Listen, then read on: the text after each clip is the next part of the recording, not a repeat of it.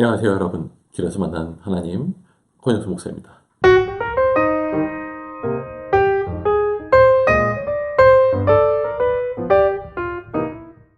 야고보서를 시작한 지 벌써 꽤 됐나 봐요. 오늘 벌써 4장 진도를 나갑니다.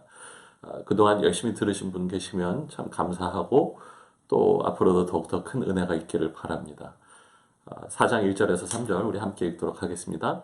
무엇 때문에 여러분 가운데 싸움이나 분쟁이 일어납니까? 여러분의 지체들 안에서 싸우고 있는 육신의 욕심에서 생기는 것이 아닙니까? 여러분은 욕심을 부려도 얻지 못하면 살인을 하고 탐내 얻어 가지지 못하면 다투고 싸웁니다. 여러분이 얻지 못하는 것은 구하지 않기 때문이요.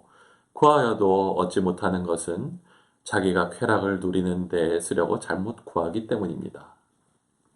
아브라함 링컨이 길을 가고 있다가 두 형제를 만났다고 해요.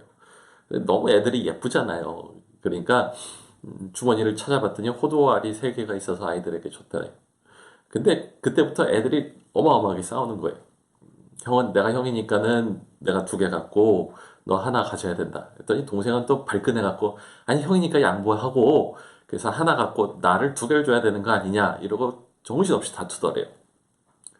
아브라함의 아브라함 링컨의 보좌관이 그걸 보고는 대통령에게 물었답니다. 저 아이들이 지금 왜 싸우고 있는 것입니까? 그랬더니 링컨이 저 아이들은 지금 국제 문제를 놓고 다투고 있는 중입니다. 라고 대답을 하더랍니다. 질문합니다. 여러분 돈 때문에 좀 다퉈보신 적 있으세요? 어떤 분이 제게 말씀해 주시는데 아마 장례식장에 갔던 것 같아요. 근데 밤에 한 12시에서 3시쯤 되면 이분이 경험적으로 아시는 게 유가족들 사이에 다툼이 일어나는 거예요. 뭐 때문에 싸울까요? 유산 싸움이죠. 그렇죠? 결국에 부모가 돈을 물려주면 형제 간에 이걸 어떻게 배분할까를 가지고 다툼이 일어나는 케이스들이 상당히 많대요. 거기다가 또 이제 서로 평소에 섭섭했던 것들이 같이 올라오겠죠. 이런 얘기도 들었어요. 부모가 유산을 많이 남기면 장례식에서 꼭 싸움이 납니다. 참 안타까운 이야기입니다. 아, 이걸 안 겪을 수는 없을 것 같긴 한데 인간이 연약하니까 최소한으로 겪고 사실은 바라기는 그 시간에 서로 양보하고 서로를 위해서 배려해주는 그러한 시간이 되면 얼마나 좋을까. 서로 위로하고 서로 용서하고 서로 풀고 서로 위해서 기도하는 그러한 시간이 됐으면 참 좋겠다라는 생각을 해봅니다. 그러면서 생각을 하게 돼요. 도대체 욕심이 무엇인가? 오늘 1절에서도 육체의 욕심에 대해서 얘기를 합니다. 욕심이라는 이 단어는 헤도네이라는 이 단어예요. 그걸 말해드리는 이유가 있어요. 영어의 헤도니즘이라는 말이 아마 여기서 온 것 같아요. 헤도니즘이라는 것은 쾌락주의예요. 인생의 목적 자체가 즐거움, 쾌락을 추구하는 것, 그리고 그게 가장 좋은 것이다라고 말하는 것, 그것이 쾌락주의라고 하거든요. 그걸 생각을 하면 이 헤도네이, 육체의 욕심이 무엇인가에 대해서 좀 이해가 되실 것 같습니다.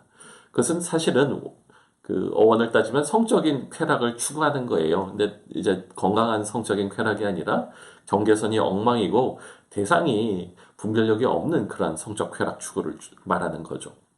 근데 용례를 찾아보면 그게 이제 확대가 되어서 물질에 대한 탐욕, 그것도 역시 헤도네라고 얘기를 합니다.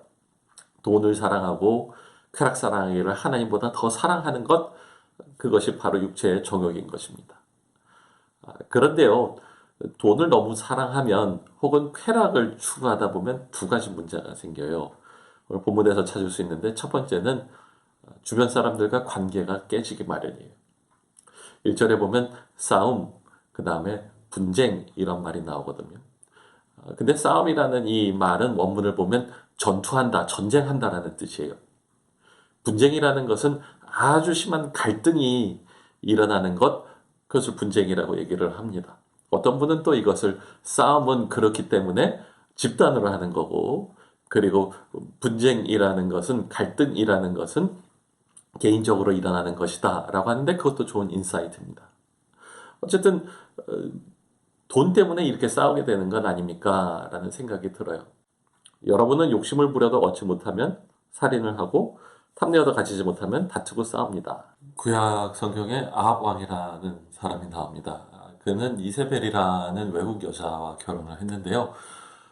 우상 숭배를 아주 심하게 하는 사람이었고, 사실 뭐 타종교를 가질 수도 있지만 그 자체 종교 자체가 굉장히 음란하고 잔인했고, 이 여성도 굉장히 잔인하고 수단과 방법을 아끼지 않고 자기 일을 추진하는 그런 사람이었어요.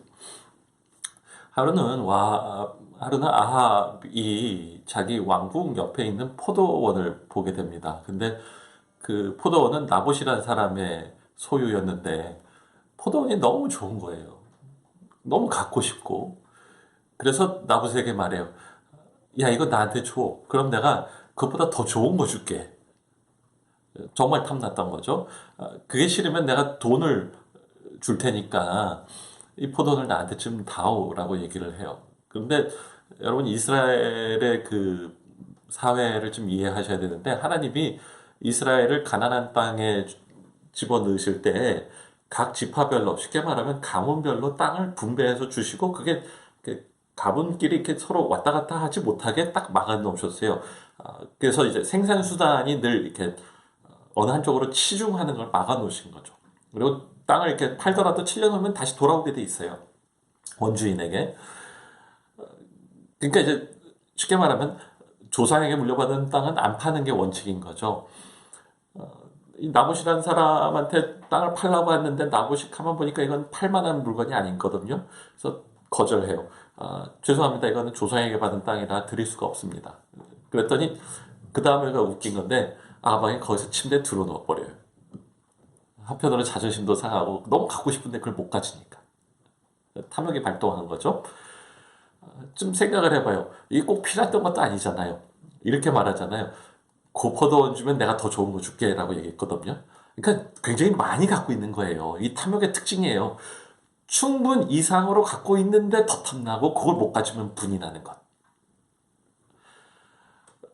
그런데 그 다음에 이세벨이 이제 남편이 아프니까 찾아와서 해주는 말이 있어요. 참 무서워요. 계략을 가르쳐줘요. 계략이라는 게 그 나봇이라는 사람이 사는 그 동네에다가 왕의 인장을 찍어서 편지를 보내서 나봇에 대해서 거짓 증인들을 세워라. 그리고 나봇이 하나님과 왕에게 저주하는 말을 했다라고 거짓 증거해라. 그리고 재판에서 그를 죽여라. 라는 얘기를 해요. 그래서 실제로 그를 죽여요. 그리고 나봇이 죽을 땐 이세벨은 가서 그 땅을 차지하라고 얘기를 합니다. 그래서 아합 왕이 그 땅을 차지했어요.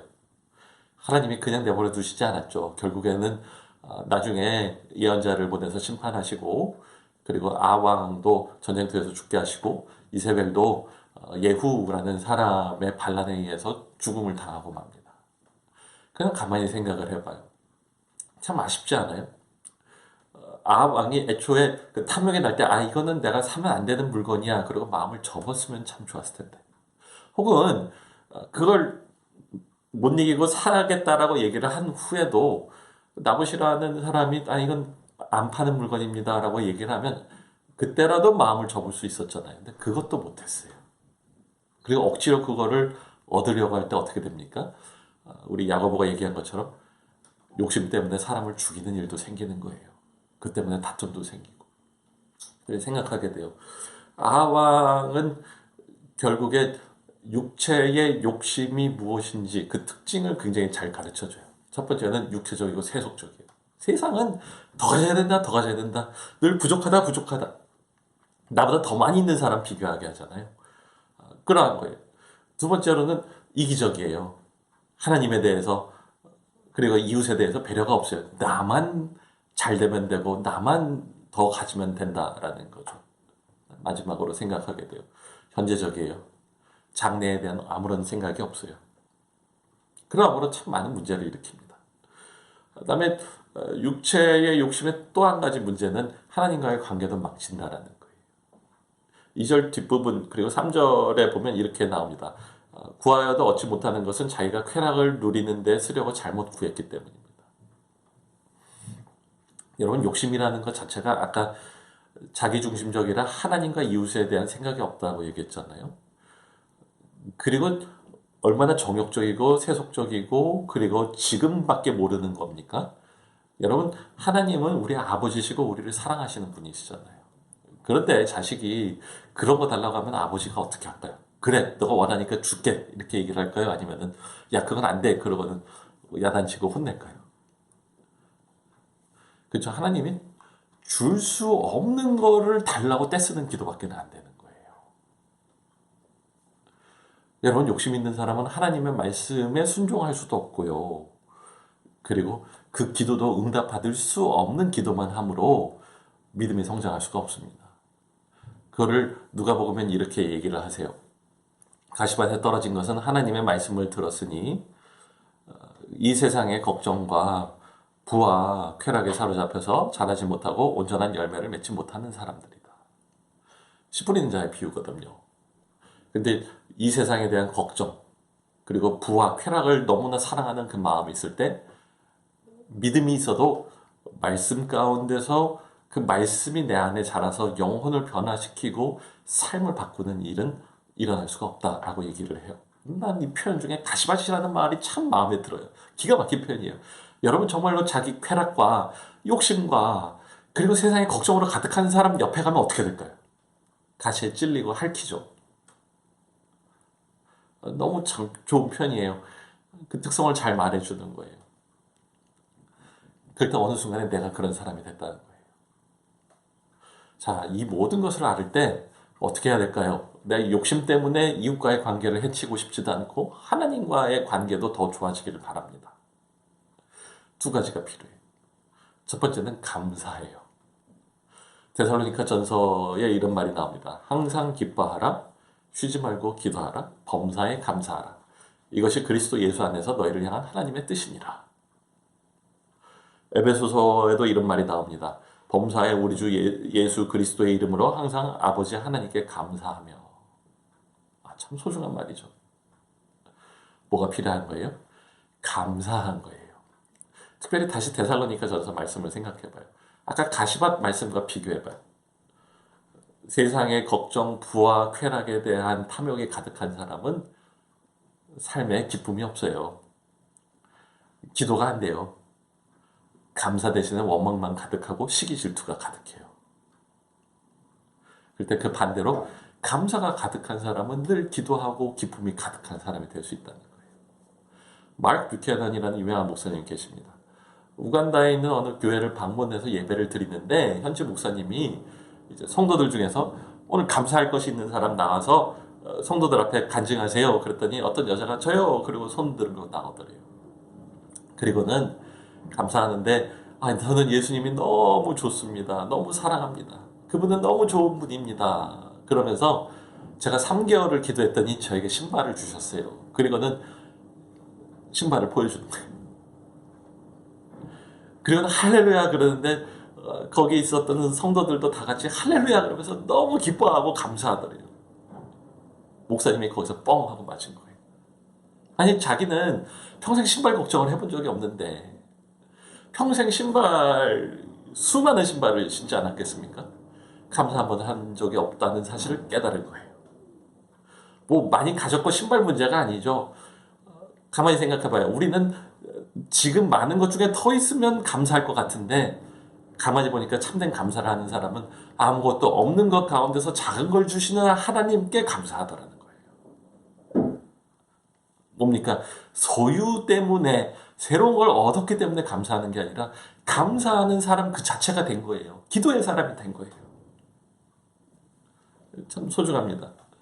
주기도문을 좀 생각해 봅니다. 하나님을 놓고 아버지의 이름이 거룩히 여김을 받으시오며 라고 얘기하죠. 여러분 감사의 극치는 예배예요. 예배라는 게 뭡니까? 감사라는 게 뭡니까? 하나님의 영광, 하나님의 능력과 사랑, 그 거룩하심과 아름다움, 특별히 우리를 위하여 자기 아들을 내어주시고 십자가 부활로 죄와 사망에서 우리를 건져주신 하나님의 그 크신 은혜가 얼마나 감사합니까? 그 하나님을 기뻐하고 그 하나님께 감사합니다라고 말하는 그 감사가 있을 때 우리의 삶이 풍요로워집니다. 하고 싶은 게 있어요. 우리 교회를 보면 헌금 봉투에 감사 칸이 이렇게 있는데 제가 이렇게 성도들 양육할 때 꼭 말씀드리는 게 있어요. 거기에다가 한 주간의 감사의 기도 제목을 꼭 써서 헌금해 주세요. 얼마나 소중한지 몰라요. 한 주간 정신없이 살고 박 터지고 사는 것 같은데 한 번은 앉아서 하나님이 한 주간 나에게 얼마나 많은 것을 해주셨고 그 안에서 감사할 것이 얼마나 많은가를 묵상하고 드러낼 줄 아는 것이 참으로 소중합니다. 두 번째입니다. 이것도 한번 따라해 보시기 바랍니다. 만족합니다 라는 말이에요. 여러분, 욕망이라는 것은 에덴 동산에서 시작이 됐어요. 그런데 하나님께로부터 온 게 아니라 뱀으로부터 왔죠. 하나님은요, 우리에게 충분하게 해주시고 만족하게 해주셨어요. 동산에 있는 그 과실을 다 먹어도 상관이 없다. 하나만 참자라고 얘기를 하셨어요. 그래서 그걸 가지고 이걸 영어로 말하면 more than enough라고 얘기하는데 충분 그 이상으로 우리에게 필요한 걸 주셨다는 거예요. 근데 뱀이 딱 나타나서 가리키는 건 뭐죠? 이미 주신 그 풍성한 게 아니라 그 하나, 저것만 먹지 말자고 하는 그 하나를 딱 가르치는 거예요. 그 순간에 거기에 집중하는 순간에 나에게 갖고 있는 만족함과 충분함을 다 잊어버리고 여전히 나는 결핍되고 없다라고 생각하고 불만과 원망이 가득하게 돼요. 아니 기가 막히죠. 예. 거기서부터 하나님에 대한 감사가 없고요. 이웃에게 베풀 줄 모르는 인색한 사람이 되어버립니다. 이제 다시 생각하게 됩니다. 다시 주기도문으로 돌아옵니다. 주기도문에 오늘 우리에게 일용할 양식을 주시고 그 말씀이 너무 감사해요. 그럴 때 그 말씀을 가만히 묵상해 보면요. 그거는 오늘 필요한 음식을 주는 거에 초점이 있는 게 아니라 그거를 주시는 하나님께 초점이 있다는 걸 좀 아셨으면 좋겠어요. 제가 애가 셋이에요. 그런데 우리 애들을 보면 걔네들은 뭐 하루 삼시세끼 꼬박꼬박 다 챙겨 먹으면서 한 번도 밥 걱정을 안 해요. 왜 그렇죠? 엄마가 반드시 챙겨줄 것을 알고 믿기 때문에 그런 거예요. 대신에 걱정이죠. 엄마가 없어지면 굉장히 걱정이 커지겠죠. 근데 우리는 하나님을 아버지라고 부르면서 그걸 다 잊어버렸어요. 그래서 하나님이 우리의 필요를 다 아시고 주실 것이라는 것은 잊어버리고 내 음식 어떡하나? 오늘 먹을 거 어떡하나? 거기만 걱정하고 있지 않습니까? 근데 정작 걱정해야 될 것, 하나님과의 관계가 올바로 섰는가? 나에게 모든 것을 주시는 하나님과 내가 계속해서 가까이 있고 그분에게 기도하는가? 그거에 대해서는 관심이 없다라는 거예요. 이제는 바뀌어야 되겠습니다. 우리 애들 어머니 한 분만 계시면 충분합니다. 만족합니다. 고백할 것 같아요. 우리도 그렇게 고백했으면 좋겠어요. 하나님 한 분만으로 만족합니다. 충분 그 이상입니다. 그러한 저와 여러분 되기를 바랍니다. 기도하겠습니다. 하나님, 감사합니다. 만족합니다. 그 말이 내 영혼 깊이 들어가게 하시고 그리고 내 입술로 고백되게 하여 주시기 간절히 원합니다. 늘 부족하다, 마음에 들지 않는다, 그러면 육체의 정욕을 쫓아 살았던 것들을 회개합니다. 이제는 겸손하게 하여 주시옵소서. 감사하게 하여 주시옵소서. 예수님의 이름으로 기도합니다. 아멘.